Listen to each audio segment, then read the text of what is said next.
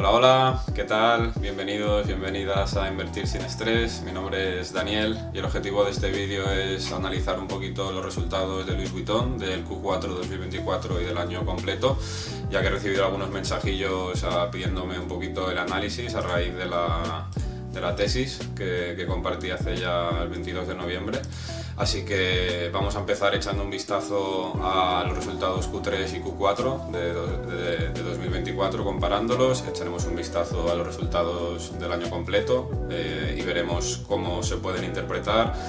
Os compartiré mis conclusiones. Me gustaría avisar de que yo soy inversor de Louis Vuitton, por lo cual creo que es mi responsabilidad haceroslo saber, y también comentar, como siempre, que esto no representa ningún consejo de inversión, simplemente os expreso mis reflexiones y las conclusiones que yo saco como inversor y como persona que le gusta el sector y que lleva años invertido en lujo. Así que nada, si os apetece, vamos a echarle un vistazo a los resultados. De manera muy breve, el aspecto geográfico de las ventas, así en general pues podemos ver Europa, Estados Unidos, otros mercados, Asia y Japón. Algo positivo que me ha gustado, hay un crecimiento de doble dígito en Japón, lo cual me gusta ver. Sin embargo, el cambio de divisa ha afectado negativamente a la hora de reportar el beneficio, pero es esperanzador ver que en Japón pues está habiendo demanda y está habiendo un crecimiento. En other markets también hemos visto cierto crecimiento. Han comentado que en la etapa final del año Europa y Estados Unidos también se han comportado bastante bien, pero el gran lastre pues sigue siendo China, que las ventas siguen en negativo respecto al año pasado. Insisto, esto no va a durar para siempre en China, entonces tarde o temprano se tendrán que recuperar y probablemente cuando se recuperen Louis Vuitton se pueda ver beneficiado. Bien, entrando ahora ya un poquito más en materia, vamos a echar un vistazo a las ventas de 2024 y compararlas con 2023, pero antes de ello me gustaría comentar un par de cositas. La primera es la diferencia entre el crecimiento orgánico y el reported growth, es decir, el reported growth tiene en cuenta el efecto cambio de divisa. Louis Vuitton, como sabréis, es una empresa francesa que reporta en euros en Francia, pero vende en todo el mundo. Entonces, la paridad euro-dólar, euro-yen, etcétera, no es siempre 1-1, de hecho, normalmente no es 1-1, y este efecto puede causar a empresas como Louis Vuitton, que venden fuera del país en el que reportan, unos cambios de divisa que pueden afectar de manera positiva o negativa. En este caso, a la vista está que a Louis Vuitton es afectado de manera negativa, pero creo que es importante mencionar y tener en cuenta como inversores o potenciales inversores que esto es algo que no depende del grupo de Louis Vuitton, es decir, depende de ellos que el euro-dólar cambie, que esté más fuerte el dólar o el euro. La respuesta es no. Ahora, depende de ellos el crecimiento orgánico, es decir, con el mismo número de tiendas estoy vendiendo más, estoy vendiendo menos. Esto sí que depende de ellos. Entonces, normalmente, a la hora de analizar nos vamos a fijar más en el crecimiento orgánico y por ello yo en este vídeo haré referencia únicamente al crecimiento orgánico, ya que el efecto cambio de divisa considero que es algo que no es intrínseco del negocio y no debemos tener en cuenta a la hora de valorar unos resultados.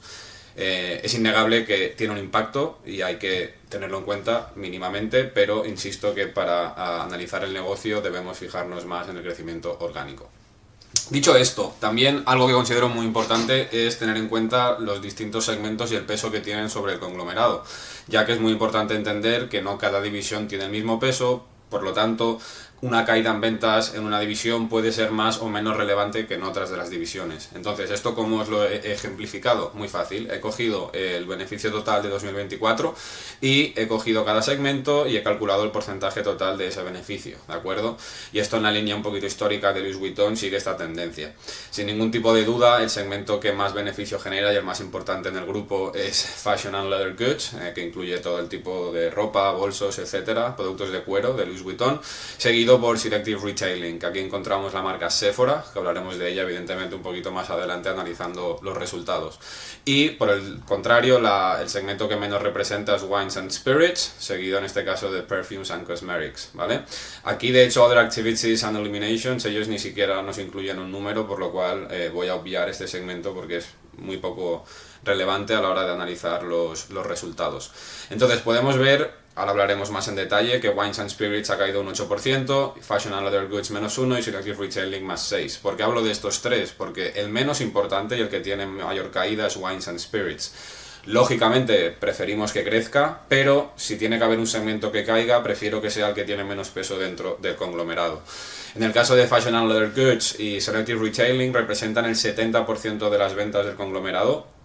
Y podemos ver que Fashion and Leather Goods ha mantenido estable, un menos 1%, y Selective Retailing ha crecido un 6% de manera orgánica, principalmente debido a Sephora. Ahora hablaremos un poquito más en detalle de ello. Así que habiendo comentado esto, vamos a echar un vistazo rápidamente a la comparativa entre Q3 y Q4 y os comento un poquito mis conclusiones y hablaremos de cada segmento más en detalle de lo que dijeron en el call y lo que podemos prever o las conclusiones que yo saco de cara a 2025. Hablando ahora sobre el revenue de Q3 contra Q4, vamos a hacer un pequeño análisis, vamos a intentar ver si hay alguna tendencia cambiante y ver si podemos esperar algún tipo de recuperación, si podemos llegar a afirmar, todavía es temprano, pero que lo peor ya ha pasado para el lujo. Y también voy a comentaros algunas cositas que dijo la directiva en el call relacionado con 2025 y los segmentos. Entonces, empezando con Wines and Spirits, como os he dicho anteriormente, la sección que menos peso tiene dentro del conglomerado, vemos que ha habido un decrecimiento extra respecto al Q3 de un 1%, y esto en parte se debe a la normalización de la demanda, ¿de acuerdo? ¿Esto qué es? Esto hace referencia al hecho de que durante el COVID, evidentemente nadie salía, nadie consumía, no había demanda, y cuando salimos del COVID todo el mundo salió lógicamente de manera agresiva a la calle, a consumir, a gastar. Entonces, ¿esto qué provocó? Provocó que negocios, ¿vale? Establecimientos, restaurantes, etcétera, no supiesen cuantificar la cantidad de demanda que iban a tener. ¿Y esto qué provocó? Que muchos negocios, restaurantes, etcétera, se quedasen sin stock o que pidiesen stock de más. Independientemente de lo que sucediese, si yo me quedo sin stock, lo que hago es pedir más stock para asegurarme poder satisfacer esa demanda.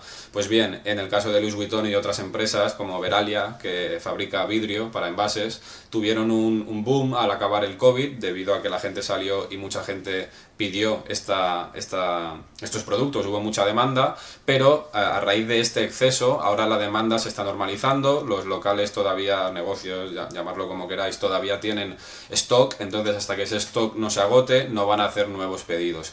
Entonces esto se llama como normalización de la demanda. ¿Por qué? Porque la demanda no está siendo normal en el sentido de que ha sido muy poco equilibrada a causa del COVID. Entonces esto afecta en las ventas. Innegablemente ha habido una caída, no se puede negar lo innegable, pero parte de este motivo es el que os comento. Entonces, ahora seguimos con Fashion and Leather Goods. Podemos ver que si comparamos el Q3 contra el Q4, ¿vale? Ha habido una recuperación de un 4%, lo cual es algo esperanzador y que a mí personalmente me gusta ver. Algo que también creo que vale la pena comentaros es que dijo la directiva en el Earnings Call que en enero de 2025 habían visto un crecimiento de doble dígito en la marca Louis Vuitton, la cual pertenece a este segmento y es probablemente la más importante o de las más importantes dentro del grupo. Insisto que esto es algo esperanzador, ya que indica una tendencia de menos 5%, menos 1%, y me ha dicho ahora la directiva que en enero han crecido a doble dígito. Parece algo positivo, ¿de acuerdo? Entonces, aquí yo lo que veo es resiliencia de este segmento. Veo que más 2, más 1, menos 5, menos 1, ¿vale? Y en el global han hecho un más 1 en un año muy difícil. Y aquí la reflexión que yo hago en general de estos earnings de Louis Vuitton, inspirado especialmente por el segmento Fashion and Leather Goods, es que son una empresa resiliente. Es decir, un año en el que China ha tenido una crisis inmobiliaria, de hecho el gobierno ha tenido que emitir varios estímulos fiscales. En Francia, como sabemos, la política está lejos de estar en su mejor punto, entonces también eso ha afectado un poquito a la mentalidad francesa y al consumidor. Y en Europa tampoco estamos en nuestra mejor época. Si en un año como 2024, donde el apetito por el lujo, de acuerdo, debería haber sido inferior, el conglomerado Louis Vuitton ha conseguido mantenerse estable, incluso crecer de manera orgánica un 1%, esto es algo que a mí me gusta ver, es algo que demuestra resiliencia, es algo que demuestra que incluso en temporadas en las que la economía no va especialmente bien, podemos ver que un conglomerado de lujo o semilujo, depende cómo lo califiquemos en la pirámide del lujo, podemos ver que un conglomerado de semilujo o lujo sigue generando ventas, lo cual es algo muy positivo y nos puede llevar a pensar que cuando esto cambie, cuando China se recupere, cuando las cosas se estabilicen en Francia, cuando mejore un poquito también Europa, es muy probable que veamos una recuperación de este consumo y los números demuestran que el apetito por productos de Louis Vuitton sigue estando ahí, ¿de acuerdo? Seguimos con Perfumes and Cosmetics, vemos que se ha mantenido, bueno, del más 3 han pasado al más 2%. En este segmento me gustaría destacar que Rihanna es la nueva imagen de J'adore, lo cual considero que es algo importante y que me gusta, ya que en el mundo de la música y de la moda es una persona reconocida, entonces creo que es algo muy positivo.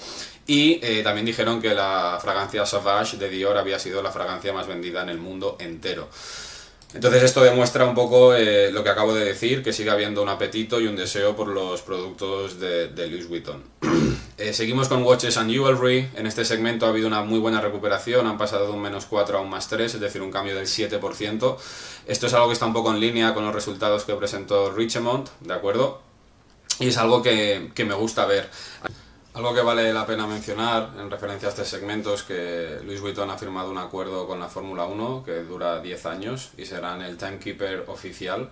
¿Esto qué significa? Significa que en cada circuito del mundo, antes era Rolex, vemos, esto es en cada circuito de Fórmula 1 del mundo entero, tienen este reloj, antes de las carreras todas las cámaras lo enfocan, entonces ahora será Tag Heuer, y esto va acompañado de una línea de relojes de Tag Heuer de Fórmula 1, lo cual puede tener un tirón bastante importante, ya que el público de la Fórmula 1 es un público bastante adinerado.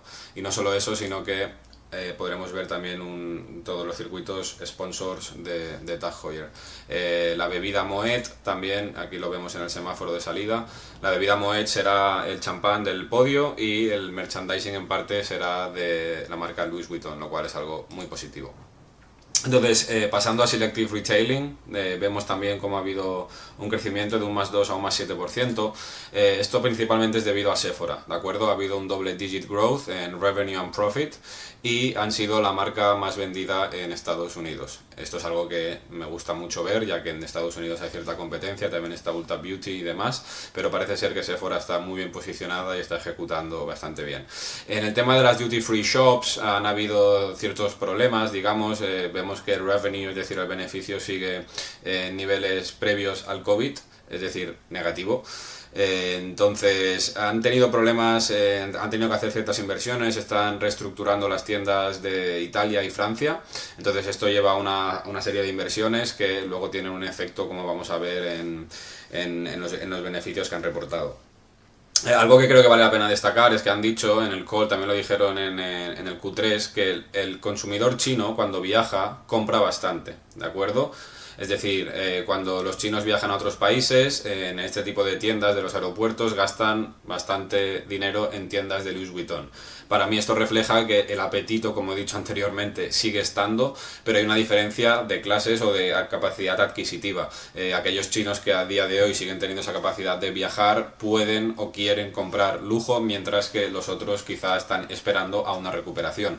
No podemos olvidar que Louis Vuitton, parte de su clientela es aspirantes al lujo, gente de clase media alta, que quizá un día especial hacen un esfuerzo para pedirse un Moet Chandon en un aniversario o comprarle un bolso especial a su pareja para un evento especial.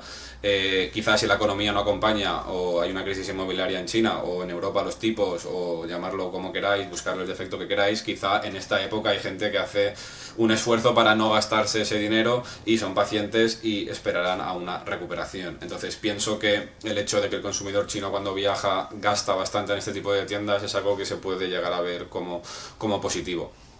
Entonces, de nuevo, echando un vistazo al global, como he comentado brevemente antes, yo personalmente veo cierta recuperación. También dijo Arnold que en Watches and Jewelry en enero de 2025 hubo crecimiento de doble dígito en Tiffany, lo cual es algo que me gusta. También comentó que hubo record breaking revenue, es decir, un récord de ventas en la tienda de Tiffany de la Quinta Avenida de Nueva York.